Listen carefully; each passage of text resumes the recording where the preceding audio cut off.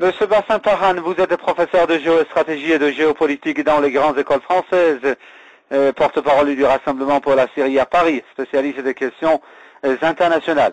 Monsieur Tahan, le président français, François Hollande, persiste et signe.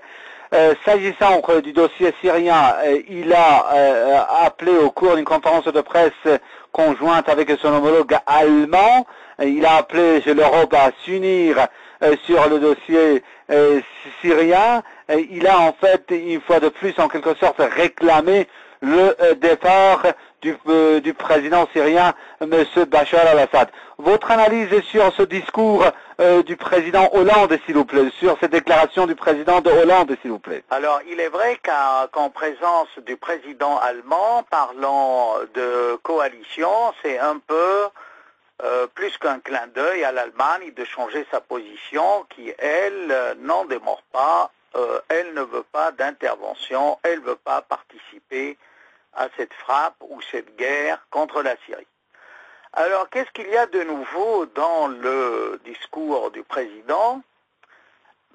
Tout simplement qu'il ne suffit pas donc de donner une frappe, d'asséner un coup chirurgical ou pas, mais il faut carrément renverser Assad à la longue, car Assad représente un danger pour la paix pour le monde.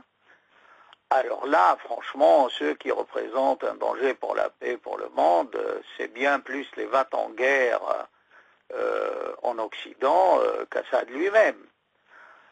En plus de cela, le président français, si vous voulez, montre sa grande indignation que Assad a insulté la France et a menacé la France. Donc, le président français se trouve offusqué et a un devoir moral de répondre à Bachar al-Assad. Ce devoir moral fait de lui un peu comme un héros qui défend des valeurs. C'est un peu une nouvelle croisade. Vous vous souvenez, dès le début, moi, dans ce conflit et cette crise syrienne, j'ai dit c'est une croisade occidentale contre la Syrie. On continue là, la croisade. D'ailleurs, c'est symbolique, cet envoi du chevalier Paul. Permettez-moi de rappeler qu'il y a Saint Paul tout au début du christianisme qui est allé à Damas.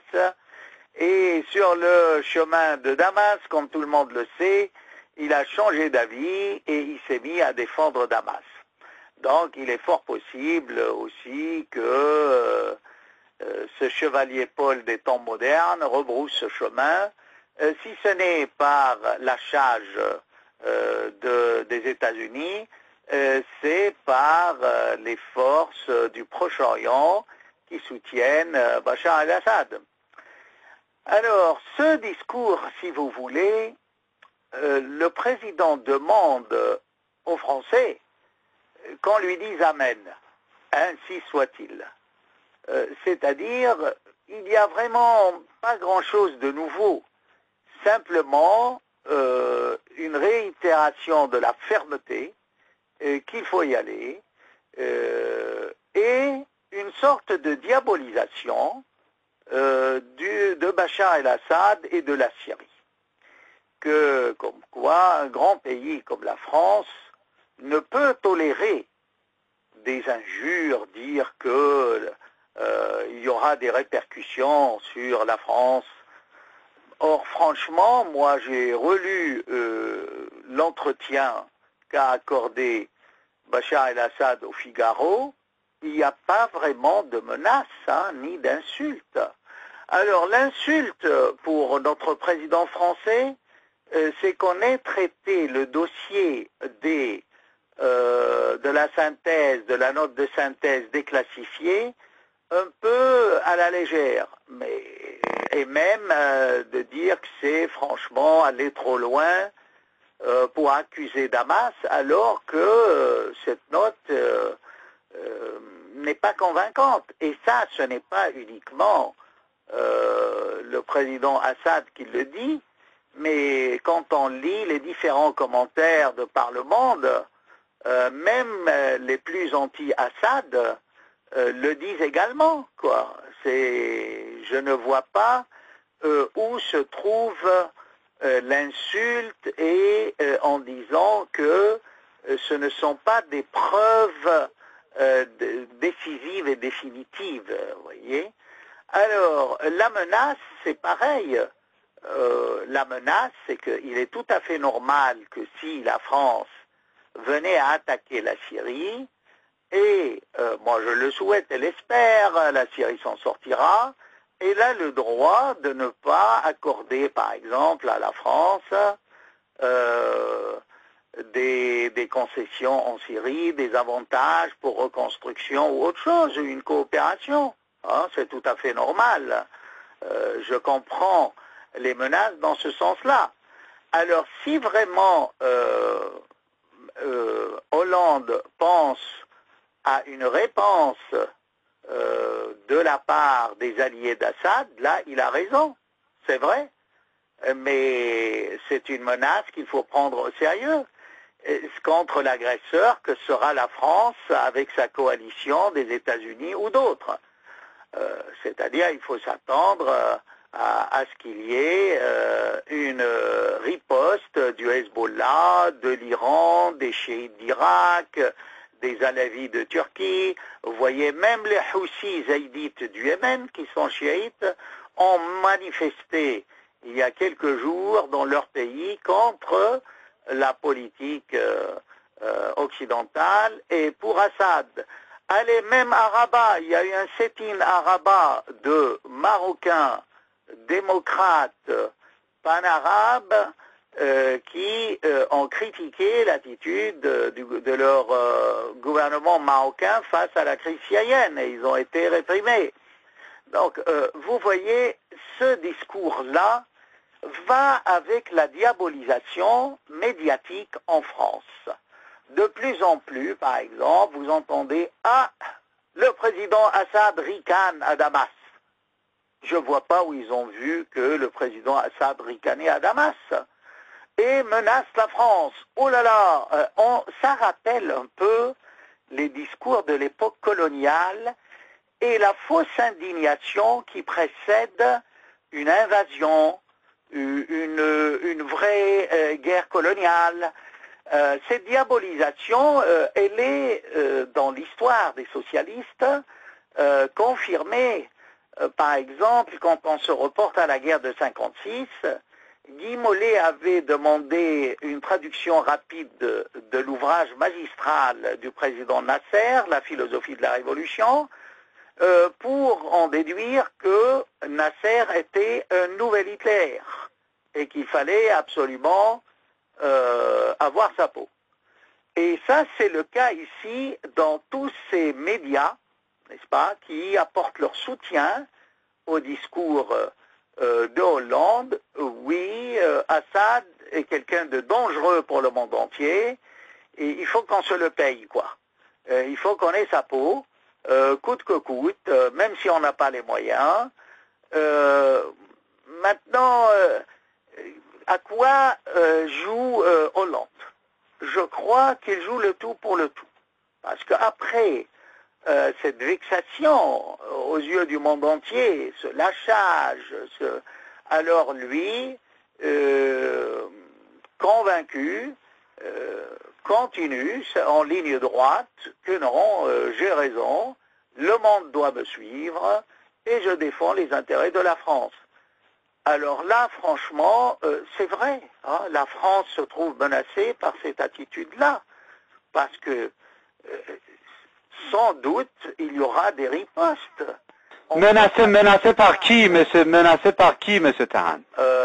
C'est-à-dire la Syrie se trouve aujourd'hui menacée par la coalition que veut créer Hollande avec les États-Unis et on s'oriente de plus en plus vers les alliés arabes. Il y a même vous voyez, des rumeurs qui courent que quand bien même les États-Unis n'irait pas, on va essayer de changer le scénario et de se fonder sur une aide turque d'abord, et de l'Arabie Saoudite, du Qatar, de toutes les monarchies. En tout cas, ces monarchies ont commencé déjà, ont ouvert le robinet financier et inondent tous les ennemis de la Syrie de dizaines de milliards. Hein.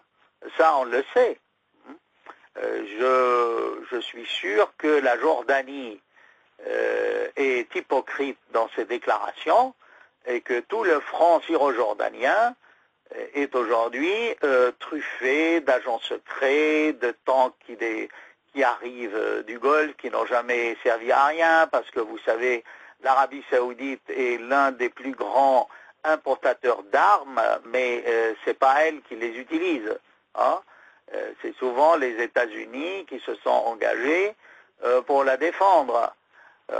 Alors, là aussi, on se fonde un peu sur la Ligue arabe, qui est vraiment aujourd'hui bien loin de représenter les Arabes. De toute manière, dans son histoire, la Ligue arabe n'a fait que s'opposer aux intérêts arabes. Permettez-moi de rappeler comment Moubarak, pour qu'on lui éponge ses dettes, a, comme un toutou, appliqué ce que les États-Unis lui ont demandé, c'est-à-dire de bousiller les réunions pour que le problème de l'Irak-Koweït soit soumis au Conseil de sécurité, aux Nations Unies, et qu'on aille raser l'Irak, ce qui avait à l'époque déclenché la démission de Jean-Pierre Chevènement, qui monte au créneau également, lui qui est un homme de gauche et beaucoup plus ancien dans le Parti socialiste que notre président actuel, et condamne cette attitude à la limite irresponsable de nos gouverneurs aujourd'hui en France face à la crise syrienne. Monsieur Tahan, vous savez, dans une telle conjoncture, la France appelle l'Europe à s'unir sur le dossier syrien. Le président allemand aussi dit qu'il est possible de parvenir à un accord international sur ce sujet. Il cite surtout, par exemple, Madame Angela Merkel qui aurait dit qu'au cours des rencontres, par exemple, au sommet du G20, il serait possible de parvenir à un accord international sur la réponse à donner au gouvernement syrien, plus précisément au président syrien Bachar al-Assad.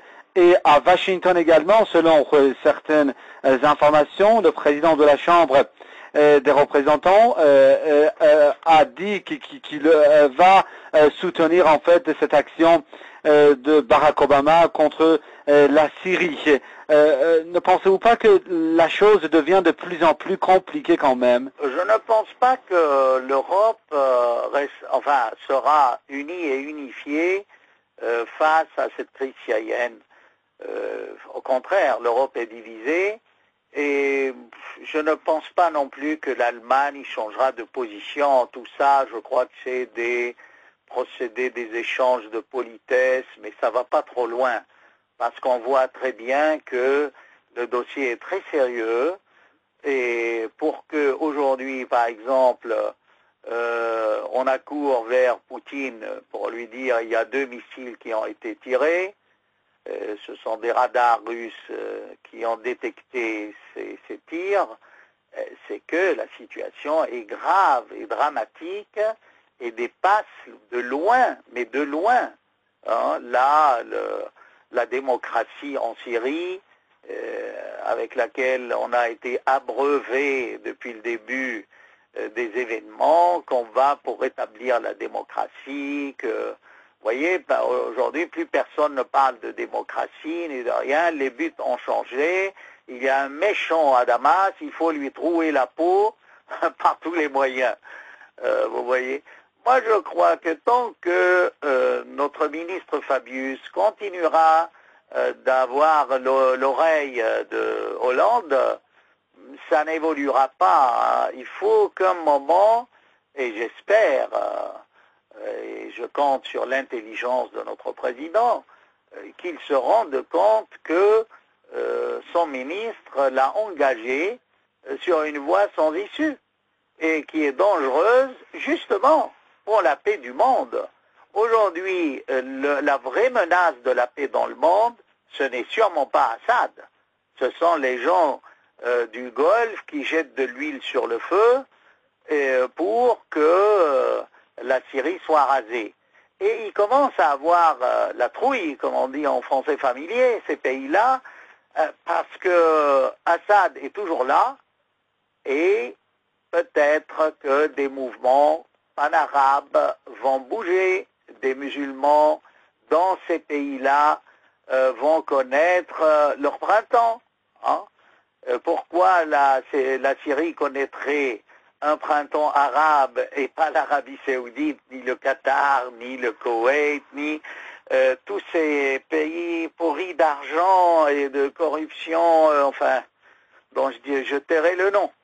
Monsieur Tahan, une dernière question. Pour l'instant, vous savez, à Washington, à Paris également, comme vous l'avez fort bien dit, dans certaines capitales arabes, surtout en ce qui concerne les monarchies pétrolières de la région, également à Ankara, en Turquie, il y a ceux qui battent les tambours de la guerre, qui veulent partir pour la guerre contre la Syrie, une intervention militaire qui aura de lourdes conséquences irréparables, non seulement pour la Syrie, mais également pour toute la région. Monsieur Tahan, vous êtes spécialiste des questions internationales.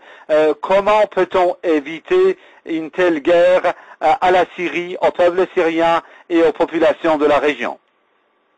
Je crois qu'il faut absolument s'orienter vers une sortie honorable de tout cet engagement exagéré, que ce soit des États-Unis, de l'Angleterre, de la France. Parce que c'est vrai que si après toute cette tempête, on n'a rien à jeter à ces gens-là pour leur montrer que finalement, oui, ils ont eu un peu raison, ben ça marchera pas. Comment on dit, la spirale de la guerre est là, et de la violence. Elle ne fait qu'augmenter. On parle même que la France irait, comme je vous ai dit, avec la Turquie et les pays arabes. Ce qui est encore plus compliqué, parce que la Turquie ne peut pas, n'a pas à décider, elle fait partie de l'OTAN. L'OTAN, bien qu'en affirmant que c'est Damas qui est responsable du chimique et tout cela, n'a pas pris la décision d'intervenir. Vous voyez, c'est trop compliqué. Je crois qu'on cherche, surtout aujourd'hui, à intimider l'Iran. C'est-à-dire, on essaye un peu de créer un clivage entre le gouvernement de Damas et l'Iran.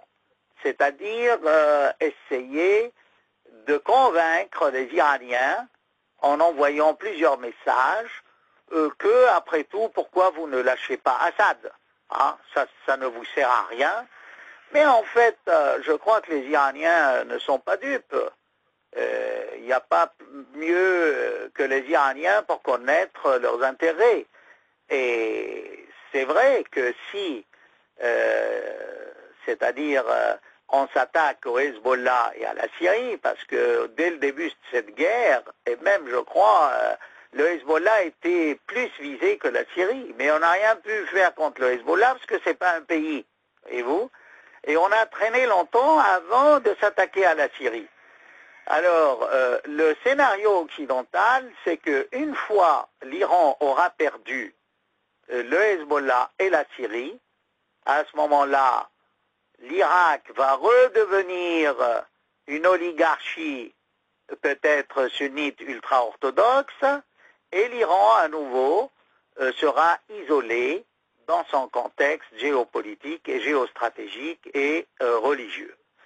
Mais je pense que là encore, l'Occident prend ses rêves pour des réalités. L'Iran est aujourd'hui trop puissant pour que l'on puisse, vous voyez, le détourner de ses objectifs, l'intimider.